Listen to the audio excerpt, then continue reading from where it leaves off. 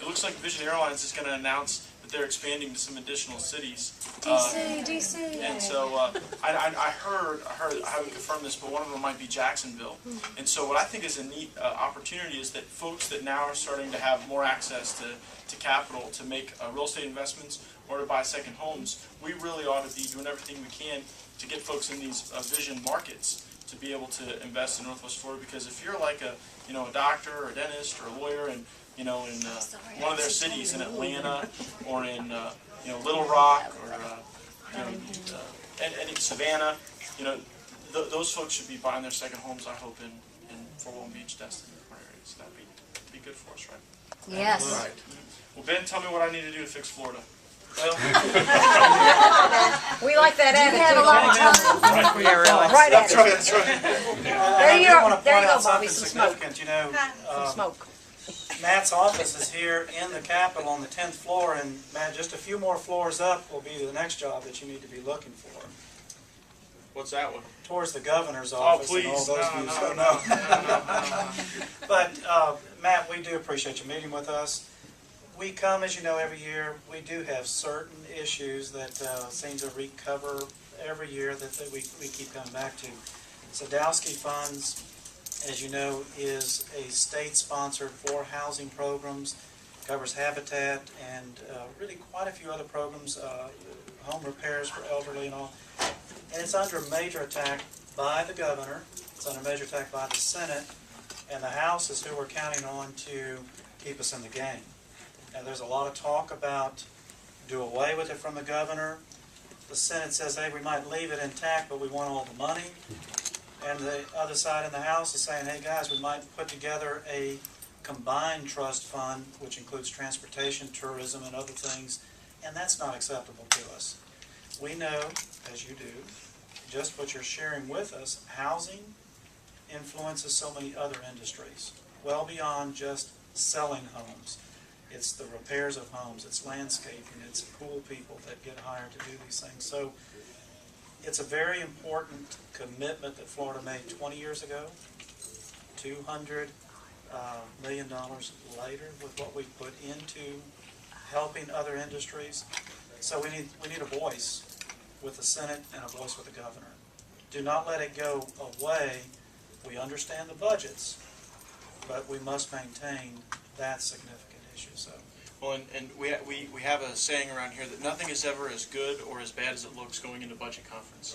And so if you think that your priorities are protected, it's never that good. And if you think that some of your priorities are under attack, then it might not always be that bad.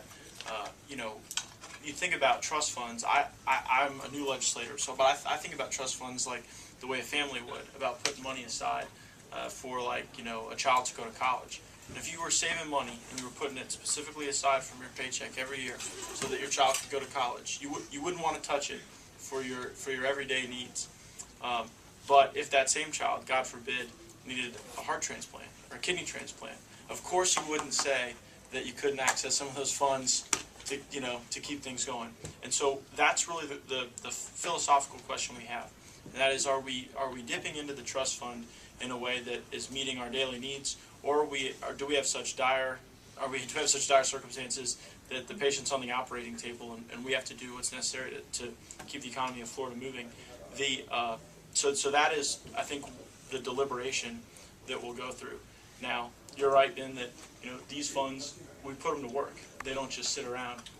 One of the misconceptions that too many legislators have is that we've got all these pots of money sitting in trust funds, and they really just function as a drain on the economy because we take the money out and then we don't really do anything with it. It merely accumulates in a trust fund. This is the opposite of that.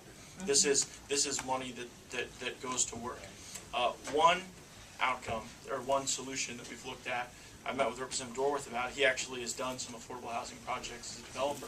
He said that too often some of these Sadowski funds can be used to really pay for a bunch of soft costs for developers, as opposed to some of the things that we talked about. And so rather than eliminating those funds, rather than eliminating the program, maybe we could settle for some reform and how that money is used. So those will be things that are part of the discussion.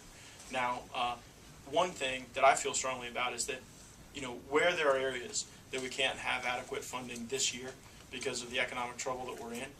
We shouldn't make such radical change to how Florida funds these things and their existence. You know, even if we saw it with the Moffitt Cancer Research Center.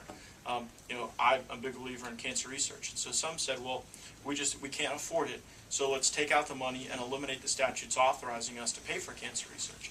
And I thought, well, even if we don't have the money to pay for cancer research, let's at least keep that line out. Even if we had to zero it out this year, maybe that's something that the pendulum can swing back, and we can improve from year to year. So certainly with Sadowski, I think that structurally there is great value. Now, whether or not we can keep all the money there, I think that we shouldn't be overly optimistic about that. You know, look, every time, you know, we get hammered on these things, folks on the other side of the aisle say, well, we could have an intangibles tax again. Well, we could have more impact fees. Well, we could have a state income tax. And, you know, I'm not willing to do that. I'm not willing to raise taxes. And so this will be one of the tough cuts we have to make. Really, cutting it $1, you know, is a tough cut because it's money that we know goes to work. But, you know, keep me peppered with information about it. Ben lives on my email, sending me email updates and information, and we'll keep our nose to the grindstone.